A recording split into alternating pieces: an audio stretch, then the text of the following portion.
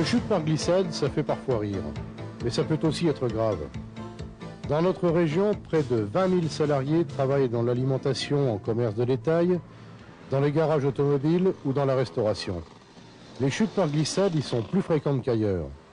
Si on détaille les activités de chacun de ces secteurs, on constate qu'il y a certains commerces qui sont nettement plus touchés que d'autres.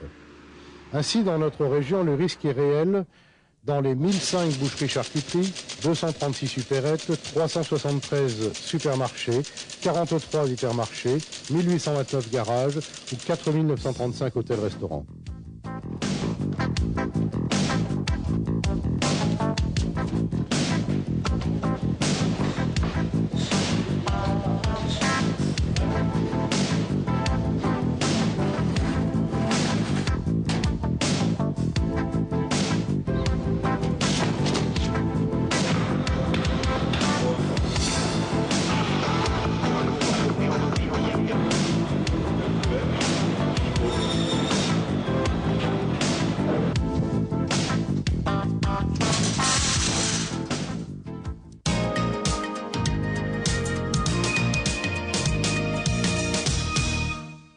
Je suis en train de démonter un groupe haillon élévateur.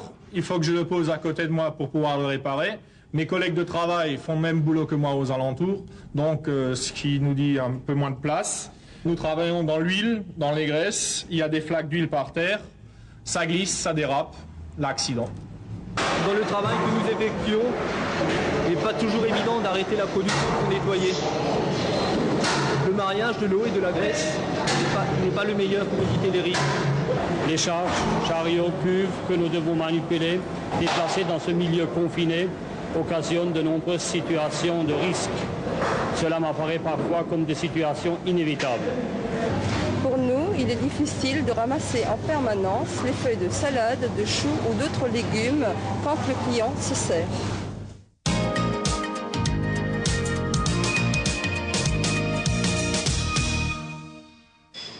Les glissades représentent 10% des accidents du travail. Elles ont parfois des conséquences importantes. Ainsi, on estime que la moitié des traumatismes dorsaux ont pour origine une chute de plein pied. Mais il est souvent difficile de procéder à une analyse objective des causes. La glissade est un phénomène très complexe qui nécessite pour l'étudier d'aller chercher des informations dans 3 disciplines très distinctes. Celle qu'on connaît le mieux, la tribologie, c'est-à-dire la science du frottement. Il faut aussi aller chercher des informations dans la biomécanique. En effet, lorsqu'on glisse, cela veut dire que les forces exercées par le pied sur le sol ont été plus importantes que la résistance au glissement du sol. Il faut faire appel à la psychologie, savoir quelles informations le sujet va prélever dans l'environnement, qu'est-ce qu'il va regarder, et de rectifier les caractéristiques de sa marche, son allure, sa vitesse, de telle façon qu'il puisse éviter de dépasser la résistance au glissement de cette situation. Des paramètres scientifiques qui induisent des règles et des comportements qu'il est facile de concrétiser sur le terrain, quel que soit le secteur d'activité, quelle que soit la taille de l'entreprise. Cette mission de prévention et d'information, c'est celle des contrôleurs de sécurité. D'abord, il faut empêcher que des produits gras, des produits pulvérulents tombent sur le sol.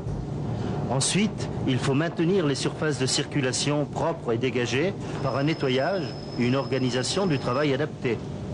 Si cela est possible, remplacer le sol existant. Lors de la création de nouveaux locaux de travail, il est nécessaire de choisir des sols résistants au glissement. Pour le personnel, porter des chaussures antidérapantes. Elles sont aujourd'hui confortables et esthétiques. Ces différentes mesures devront permettre de réduire considérablement les risques de chute de plein pied et de glissade.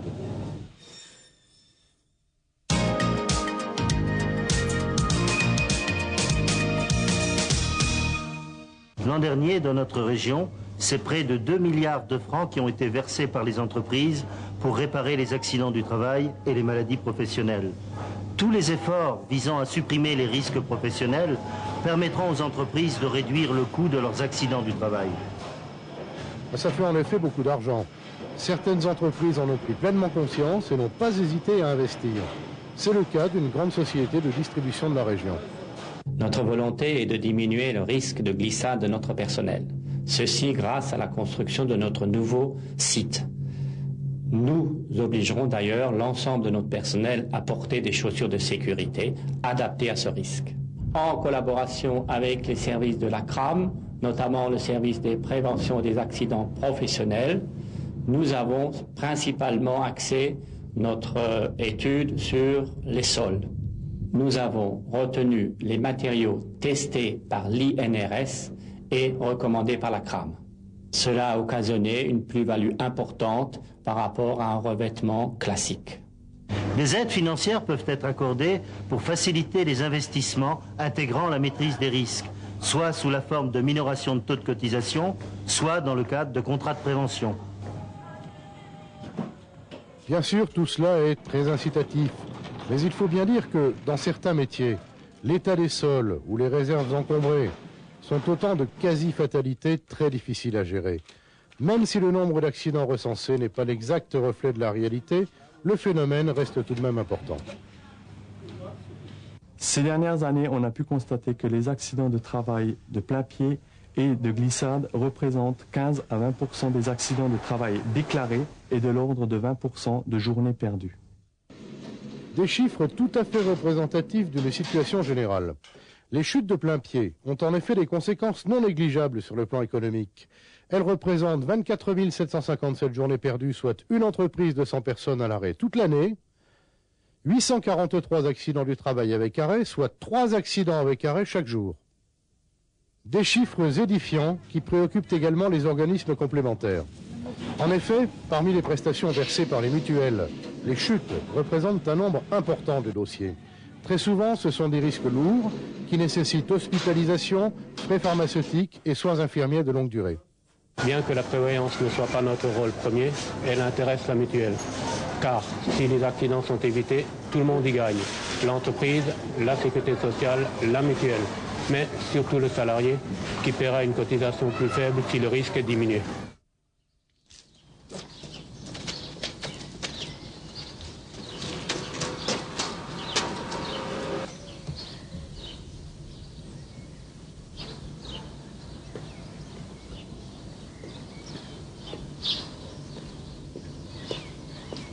Personne ne tombe jamais?